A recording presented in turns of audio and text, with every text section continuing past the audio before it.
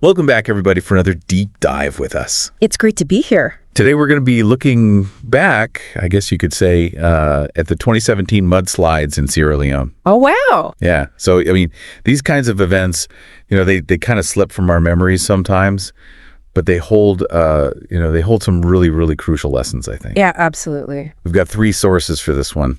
We've got a Wikipedia article, which lays out, kind of the hard facts. Okay. We've also got this really powerful firsthand account from someone who actually lost family members. Oh, gosh. Yeah. And we've got a photo that, I got to say, it really drives home the sheer scale of the destruction. I bet.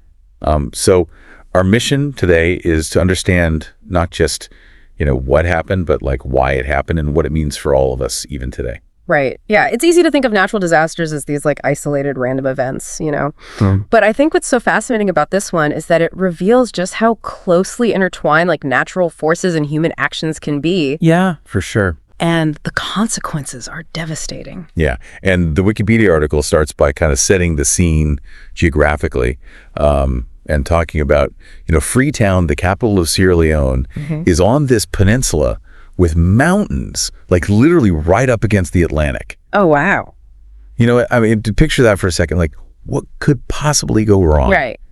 Well, and that geography is actually key, right? You have this like drastic change in elevation. You go from sea level right up to 400 meters. Wow. Combine that with, the region's tropical climate, and you've got, a recipe for intense rainfall and just rapid runoff. Yeah, and the article mentions Sugarloaf Mountain.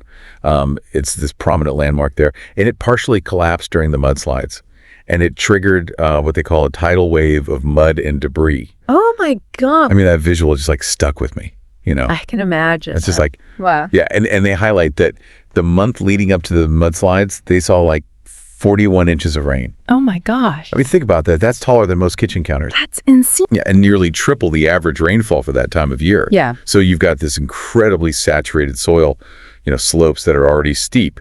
It's just like... It's a recipe for disaster. Yeah. Yeah. But it wasn't just the rain, right? Right. Both the Wikipedia article and the eyewitness account talk about deforestation as a major contributing factor. And that connection isn't always obvious. It's not. And, the article states that over 800,000 hectares of forest were cleared in the decade before the mudslides.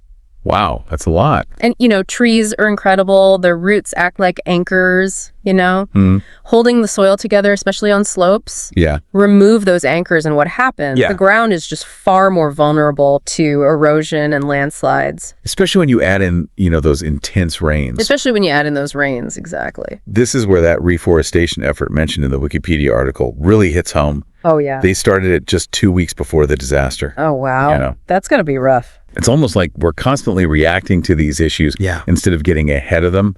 And with climate change potentially intensifying these downpours, this is a pattern. I worry we're going to see more and more. Yeah. What are your thoughts on that? Well, I think you've hit on a really critical point. Deforestation is a global issue, and its consequences, as we see in Sierra Leone, can be utterly devastating. But, we can't just focus on planting trees after the fact, right? Right. It's about sustainable land management, thinking long term and recognizing those interconnected systems that you mentioned. Yeah, for sure. And it's heartbreaking to read that firsthand account. The sheer terror of that morning, the loss of loved ones, it's hard to even process. Yeah. Over 1,141 people were officially declared dead or missing. Wow. And over 3,000 lost their homes. Yeah. I can't even imagine the scale of that loss.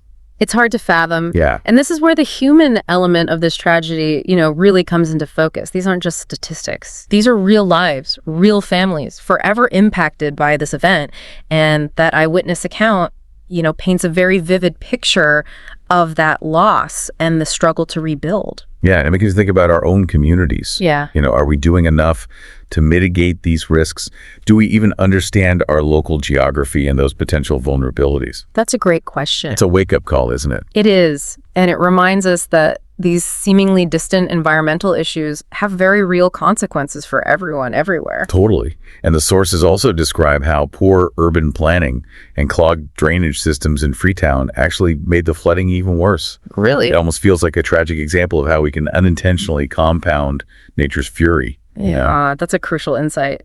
We often think about natural disasters as just that natural, but the reality is that human actions from deforestation to poorly planned infrastructure, can significantly amplify the impacts. Yeah. And that brings up a big question. Could this tragedy have been prevented or at least mitigated? Yeah, that's what I keep coming back to. It's easy to feel overwhelmed by the scale of it all. For sure. But the sources also highlight some incredible responses and lessons learned. Yeah, that's important too. It's a complex question, right? There's no easy answer, but what we can do is learn from the response.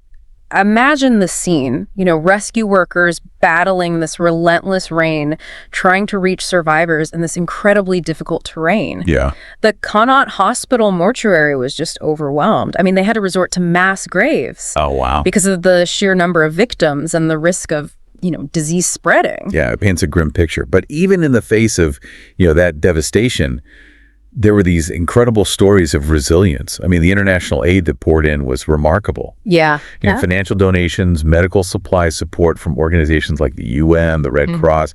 It's a reminder that even in the darkest times, there's this amazing capacity for compassion and just a desire to help. What struck me was the cholera vaccination campaign launched by the Sierra Leonean government. Oh. It was the first in their history, a really proactive measure to prevent outbreaks in the wake of the disaster. It makes you wonder why this wasn't, standard practice after such events. Yeah, that's a great point. Okay. It highlights the need for not just reacting to disasters, but also anticipating potential health crises that might follow. Exactly. And speaking of being proactive, there's this really inspiring detail about the UNOPS project to stabilize the slopes of Sugarloaf Mountain. Yeah. The fact that it's being led by a local engineer, Trudy Morgan, speaks volumes about the country's commitment to rebuilding and preventing, future tragedies. The UNOPS, by the way, is the United Nations Office for Project Services. Okay. They're focused on infrastructure and project management, and their involvement here really underscores the importance of, investing in those long-term solutions. Yeah. It's not just about providing immediate relief, right? It's about addressing those root causes like deforestation and, inadequate infrastructure. So it's about learning from the past to build a better future. Yes. Right? This engineer leading this project, it's a powerful symbol of hope. It reminds me of that saying, you can't stop the waves, but you can learn to surf. Right. Maybe that's a bit simplistic, but it feels relevant here. No, I think that analogy works. It's about adapting, innovating, and finding ways to live in harmony with our environment. And that brings us back to that, incredibly moving eyewitness account. Yeah. It's a stark reminder that behind the statistics, there are real families whose lives were, shattered. And the account talks about the immense challenges of rebuilding both physically and emotionally. Right. But there's also this glimmer of hope. The Sierra Leonean people, they faced adversity before, like the Ebola outbreak a few years prior. They have this remarkable capacity for resilience and a determination to move forward. I think that resilience is something we can all learn from. Yeah. It's inspiring, isn't it, to see how people can pick up the pieces and rebuild their lives, even after such unimaginable loss. It really is. But we also need to acknowledge that they shouldn't have to face this alone. Right. The international community has a responsibility to support them, not just in the immediate aftermath, but in the long term as well. Exactly. And this deep dive into the 2017 Sierra Leone mudslides, it provides these valuable lessons for all of us, no matter where we live. We can't control nature's fury, but we can control our actions and how we prepare for and respond to these events. So what does this all mean for us, the listeners? Yeah. What can we take away from this deep dive? Well, it compels us to think about the interconnectedness of environmental issues and human well-being. It challenges us to consider how our own actions, whether it's supporting sustainable practices or advocating for better disaster preparedness, can contribute to a safer and more resilient world. And it reminds us that even in the face of immense tragedy, the human spirit can endure and rebuild. Absolutely. But we have a role to play in supporting that rebuilding process. It's easy to get caught up in the immediacy of a disaster like this.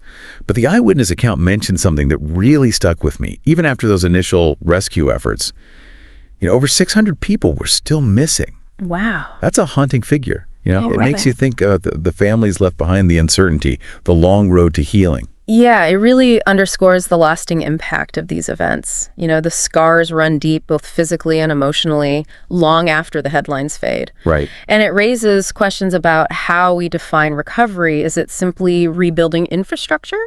Or is it also about addressing that psychological trauma, the social and economic disruption that lingers for years, even generations? That's such an important point. We tend to focus on the immediate aftermath, the rescue and relief efforts. But what about that long tail of recovery? Right. The mental health support needed, the economic challenges, the rebuilding of communities. It's a long and complex process.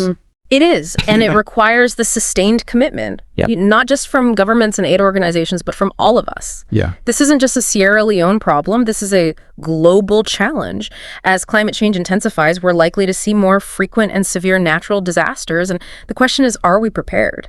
Yeah, it makes you wonder, are there other, Sugarloaf Mountains out there? Right.